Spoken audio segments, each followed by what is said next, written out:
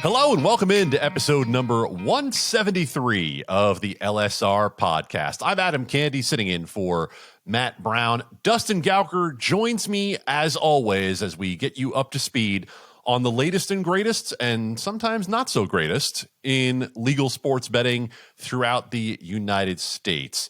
This week we're going to talk about one sportsbook potentially getting the dream stream going in its app.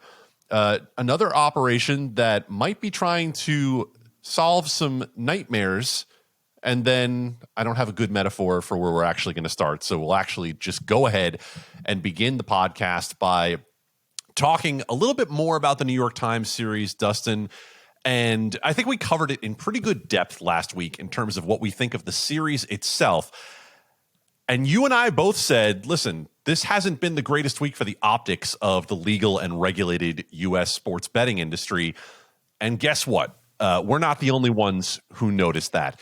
In fact, our Mike Mazzio was at a conference and talking to a couple of executives about what's coming in the industry and noticed something else that is coming in the New York legislature, where one legislator put forward a bill talking about, and I'm going to put this in air quotes, predatory end quote bonuses, and part of the justification for the bill is the New York Times series about legal sports betting in the United States. So Dustin, I'll throw it to you on this note. If you think that these things happen in a vacuum, they don't. And when it's in the New York Times, that vacuum is particularly loud and people hear it.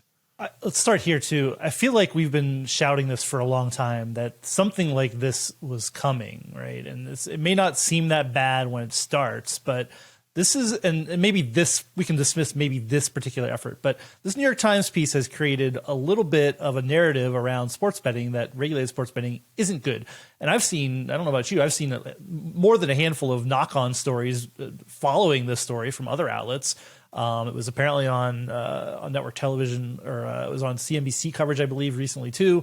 There's a lot going on that's come out of this, and people like taking this and running with it, and like taking a harder look at the regulated market, which isn't necessarily a bad thing. But the knock on here is that yes, an actual state legislator, Senator Pete Harckham, introduced a bill that is targeting the sports betting industry. And as we already know, New York's not the easiest place to operate for operators with the high tax rate and everything going on there. Again, with the caveat that they agreed to that high tax rate, but this is the outcome. And this, if you think this bill, which I don't know that this bill itself has a whole lot of chance of moving anywhere. It's very vague, as Mike writes in his story at LSR. But if you think this is the last of this, I've got news for you. This is not. We have been saying that all it takes is a little bit of this, and this New York Times piece, some of the knock-on media. Legislators are going to start poking around on this stuff, and if you just dismiss this, do it at your own peril, I think, is the message. I believe there's going to be more pushback on all of this, and where it goes, I don't know, and maybe it is just a small groundswell instead of a large one, but like again, we've been crying wolf for a long time, but now 4 years in, or almost 5, we have evidence that everything that's going on, all the advertising, all the bonusing, all of everything is coming to this critical mass of now there's some action being taken around this. Now, does it stop here, or does it keep getting bigger? That's the question that you and I and the writers at LSR will be examining, I'm sure, into the new year.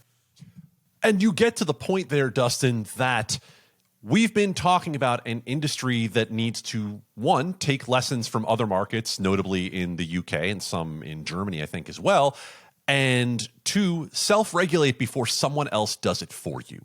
And that's the idea behind this bill in New York. I'll read the text from the bill amendment. It, quote, directs the New York State Gaming Commission to promulgate rules and regulations regarding predatory sportsbook bonuses in mobile sports betting. Now, what does that mean? A whole lot of nothing in its current form. Mike Mazzio, who wrote the story, did try to contact the senator, did not get a response, so we're not leaving that out there intentionally vague. But the bill goes on and says the mobile sports betting industry is utilizing targeted advertising that is personally tailored to lure in new customers from right within their homes. This means that following legal sports betting in New York State, multitudes of people who were not formerly presented with these predatory practices will fall susceptible to gambling addiction that could have been otherwise avoided. Now, you can parse out the logic of that if you want. And I think there are parts of that that don't make a lot of sense on their face, and there are parts of it that are probably going to spark discussion. But the point that we're making ultimately is this. When you have a piece like the New York Times series out there that in some ways is sparking good discussion, right? We talk about promo deductions and whether promo deductions should be allowed for sportsbook operators. That is a discussion that we've been having at LSR for the last couple of years. We've been having an even longer discussion about whether someone like Dave Portnoy, who just yesterday was joking about one of his employees going to rehab, should be the face of a legal sportsbook. Yeah, that's also something that should be covered. But there also was some, I'm going to say, not full information in kindness, maybe misinformation about the idea of pushing people into the black market, et cetera, et cetera. Go back to last week's podcast if you want to get all of that information. But what we're saying is this. When you have the kind of scrutiny that the New York Times piece rightfully or wrongfully brought down on the industry, it just highlights things we've already been talking about in terms of self-regulation when it comes to advertising, when it comes to marketing, et cetera, that the industry has, it doesn't really feel like paid full attention to yet, Dustin, that it could be doing a better job of. Yeah, and again, I've said this on Twitter, and we've all seen evidence of this. It's just been a bad month for us as a sports betting industry, and I mean us just covering it. Like we had, like again, we're not giving ink to this PointsBet Drew Brees thing that I'm sure most of you have seen, but that's part of it. Like let's just not bring unwanted attention on ourselves, like faking a lightning strike of a well-known person who's your ambassador. Like I know most people didn't fall for it, but you know they're like. In real time on Twitter, as we all know, like this stuff gets circulated and not everybody saw the video. They just heard, oh, Drew Brees was struck by lightning. Like, okay, like weird. And it's then done to promote lightning bets at PointsBet. Come on. Like, we just don't need this attention on the industry, relatively negative attention. I think my feed was filled with people who are just dunking on PointsBet for this ham-handed kind of PR effort. Yes, I'm sure lots more people were talking about PointsBet, so we're really testing whether there's anything such thing as bad PR, because a lot more people know who PointsBet is than they did last week. That's for sure. So I don't know. I just don't want to see. I think everybody needs. We've been calling for like some kind of standards, right? Like self-regulation is where it has, because if they don't, then somebody's going to regulate for you in like this New York bill in a way that you don't like. That is, you know, we have there, you know, the AGA has tried to bring everybody together to have standards on this, but I think so far we just don't have enough of this of like, let's pump the brakes and not do this, because you end up with, yeah, I mean, predatory bonuses is the language that they use because of coming out in New York Times. You know, the bonuses are what attract players. It's like if you're trying to actually curb or eat into the black market, you need to be able to give these kind of offers. So there's a lot of discussion, I think, and a lot of soul searching, because, yeah, I think this can the knock-on effect with this is going to go into next year, and I'm not sure everyone's going to like the outcome. And you know, as people try to get, as you know, Texas is going to address this. People are going to be using these as headlines. It was a talk about whether they should legalize it in Texas or any other state that has not yet. So yeah, again, ignore all this at your peril and dismiss it at your peril, because I just can't believe this is going to be the end of this. This is a harbinger, I think, of things to come. I did some soul searching when putting together the rundown for this podcast about whether to give PointsBet any more oxygen on this asinine stunt, but we've already crossed that Rubicon, so we might as well go into it here for a second. This is the single dumbest thing I have seen in the era of legal sports betting in the United States. Taking a Hall of Fame quarterback and making people think he was struck by lightning on a trip to Central America because you want attention is so far beyond the pale of what should qualify as a reasonable PR stunt to try to make your sportsbook more successful that it's hard to quantify. I put it on Twitter as saying it was tasteless, it was sophomoric, it was insensitive to victims of lightning strikes. I don't need to say that as someone trying to cross over into some holier than thou territory. The actual organization for the victims of lightning strikes came out and said, this is not something to joke about. And I had someone push back on me on Twitter, someone who once did PR for sportsbooks, and say, yeah, but when was the last time you were talking about PointsBet Sportsbook? Okay. For a lot of people, this will be their first exposure to PointsBet. And one person on Twitter said it for me and said, wow, so you want me to trust you with my money, and you're lying to me about Drew Brees as the first exposure that I have to you. Cool. Sounds good. So if you're someone who says, well, any PR is good PR, no, this is not good brand exposure. This is not good PR. This is an idea that should have been spiked at, I can't tell you how many points along the process, and it is not to be celebrated in any way. This was horrible, awful, asinine. I don't know how many other adjectives I can throw at it to tell you bad idea that should not be replicated. And Dustin already gave you his take. I don't want to give any more oxygen to this than we just did, because those are minutes of my life that I'm not getting back. And congratulations, unless you've got us on like 1.5 speed, those are minutes of your life you're not getting back either. Let's move on. There are other integrity concerns beyond what we talk about with the overall industry self-regulating, right? There are some times that the industry is regulating. And in Ontario, what we're seeing here is that there are some questions about UFC betting. UFC itself has some questions about one of its coaches after some very interesting betting patterns that resulted in an investigation by the Nevada State Athletic Commission. As you mentioned, Dustin, not overall the greatest optics month for the legal U.S. industry, and this UFC story continues to add to that. But at least it is an example of like, okay, the regulated market is catching this and addressing it at the same time. It's really bad. The story about MMA coach James Krause and the betting patterns around a fight. There are terrible optics here that the UFC probably should have addressed before. Ontario banned UFC betting on the heels of this story, and then Alberta followed suit. We have not seen any U.S. jurisdiction follow, other than New Jersey said that any fight involving Krause should be off the board. And then we have the Nevada State Athletic Commission coming in and suspending his license.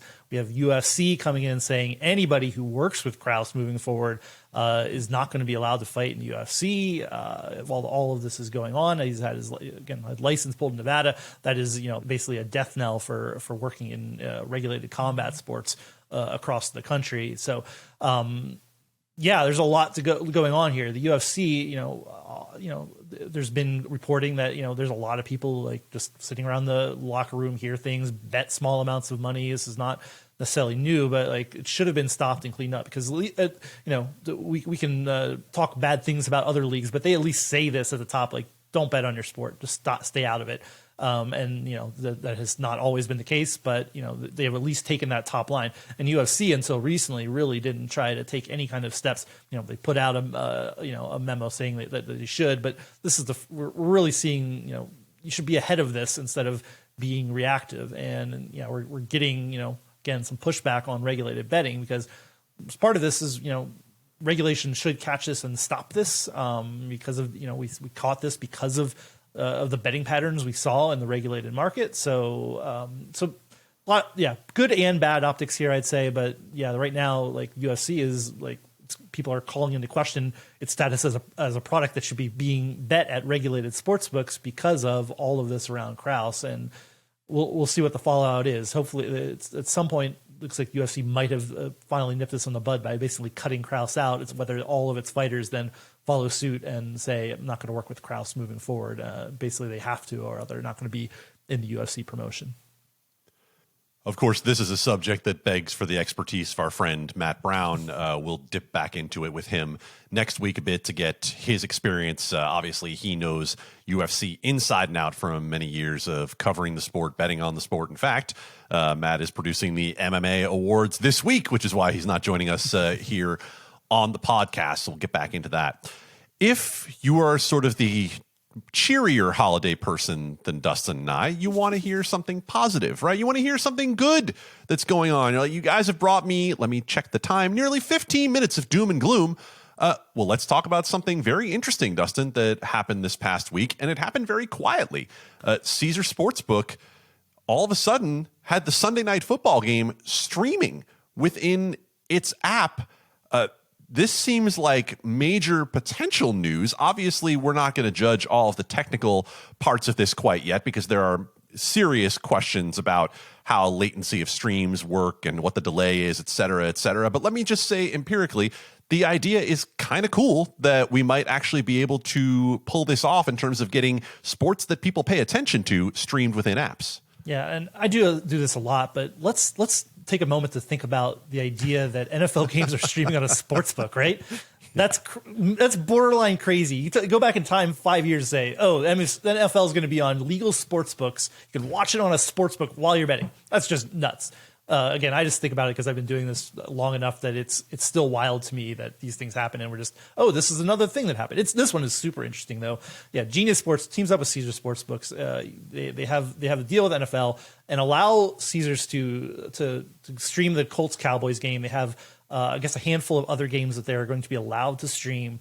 It's a low latency stream, so we had Pat Evans was I know watching it in real time on the Caesars app, and it's well ahead of any stream that you're going to get. Probably not the same as network and a cable perhaps, but it's faster than streaming, which is how a lot of people consume TV content now. So yeah, I'm not going to say it's a game changer. It's just a small number of games, but man, that's attractive if you want to and the big thing here is always in-game betting. Like, you can't really effectively bet in-game on anything if you're watching a stream that's not low latency and is almost real time. It's almost impossible. Or, I mean, you can, but you're going to be, potentially a minute or more behind watching a stream on any of the current streaming services. So it's super interesting. It'll be interesting to see if other sports books go to the NFL and Genius and say, hey, we want this too. How much of that they can. They're allowed because of apparently because it's low latency and not the same. But I'd also wonder how much do people who are spending billions and billions of dollars on NFL. I mean, they've said this could happen, but the more it gets adopted, the more I question do they push back on that and say, man, maybe we shouldn't be giving up these rights to all that. So there's a lot to unpack. This is the first step, and we'll see if there's more adoption. And if Caesars gets a pop out of this, it's a good selling point. Say, you can bet on the game and watch it here on either two mobile devices. You can't watch the stream on a TV. The Genius Sports deals are only for mobile devices. But to me, interesting. If I could watch a bunch of games on one screen, potentially a mobile device, and bet on another or on the same one, that's a game changer to me. Just as a consumer, I think it's super interesting. And I know I'm curious what your thoughts as a regular sports bettor as well. It brings up a couple of interesting issues. First of all, the latency is obviously the primary issue with any of these streaming situations, right? And the sort of wholly unscientific test that Pat Evans did showed that his Caesar Sportsbook stream was running about a minute in front of the Peacock stream from NBC. So that obviously is significant. And when we talk about in-game betting in particular, that becomes very significant. And when we talk about what it means for betting inside that app, it raises the stakes quite significantly for Caesars. Think about it this way.